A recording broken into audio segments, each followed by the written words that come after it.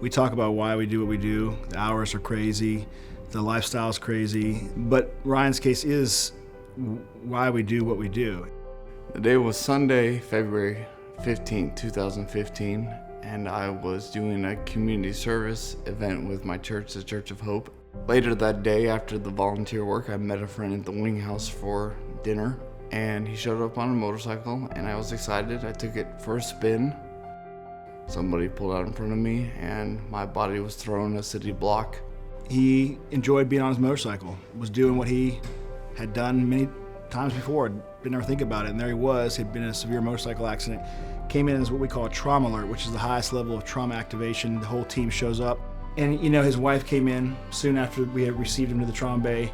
He was intubated, he was in the operating room, fighting for his life, had brain injuries, skeletal injuries, didn't know if he was gonna make it through the night. When I had the opportunity to speak with his wife, first I had to reassure her, look, he's alive, that's number one.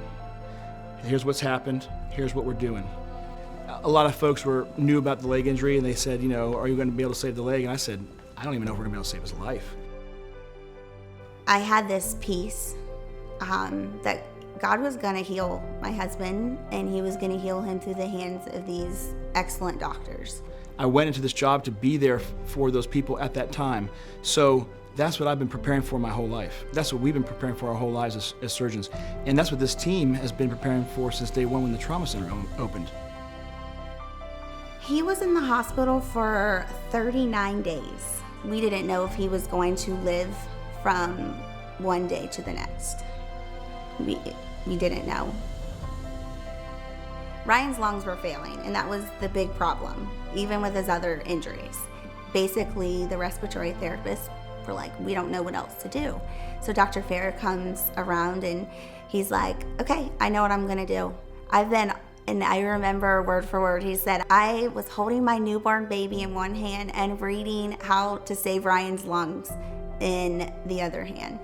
And I looked at him and I just knew, I'm like, oh my gosh, I'm so blessed that he is our surgeon, that he cares for Ryan when he is holding his baby and he's thinking about my husband. I know that those doctors, they care about their patients, they care about their future. He knew that Ryan didn't have the time to sit and wait. We knew after about 20 days or so that he was gonna make it, he was gonna live. But you really didn't know what his function was gonna be like. It was very difficult, and it wasn't until many weeks after, I would say almost months after, that you knew that he was gonna be fairly functional.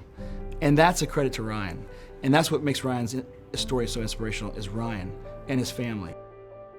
I don't have a lot of memories of my time at Ocala Regional, but the ones I do have are very good memories of loving, caring people who took really good care of me and made me feel safe and comforted. After I was released from the hospital, I was at home for a few months, and I just got a prosthetic leg, and I was up and walking around, and I wanted to go back to the hospital to see all the people that saved me and helped me and tell them thank you for all their hard work. I think the moment in time that really sticks out to me is when he came back to the ICU, because it was like a scene from a movie. He entered in that hallway, stood there for a moment, and it was like you were seeing something and you didn't believe it. You kind of had to blink. Is that Ryan? Yeah, that's Ryan. Hey. And then it was like a movie. Somebody taps somebody else, and there's people literally a couple people coming to the hallway and a couple more. And I think at that moment people were saying, wow, this is why we do what we do. We are making a difference. I am so happy and so thrilled that I can still live pretty much the same life as I always lived. There's not a whole lot different. I did lose a leg. I do have substantial nerve damage in my right arm. But in general, my life is still pretty much the same. He's raising his kids, he's back to work, and it's just so inspiring, because there's a whole population of survivors out there that need to hear there's life after this. Look, I'm an example. One of the big reasons why Ryan survived is he got here quick. Had he had a long ways to go, he may not have survived. And I'm just so thankful that the trauma center was so close to us, because I truly believe if Ryan had to go to another hospital out of town, that he wouldn't have made it. He was moments away, I believe, from dying. When I think about what this trauma center means to this area, I think about stories like Ryan, and I think about the fact that, again, I would never wish tragedy on anybody. I would never wish injury on anybody, but we all know it's an inevitable part of life. And to have people here that have your back, I know it's got to be a good feeling. I know it is for the people that have survived, and that makes me feel good to be part of saving somebody's life and having that person come back like Ryan did, and we've had that over and over again. Thank you for being there.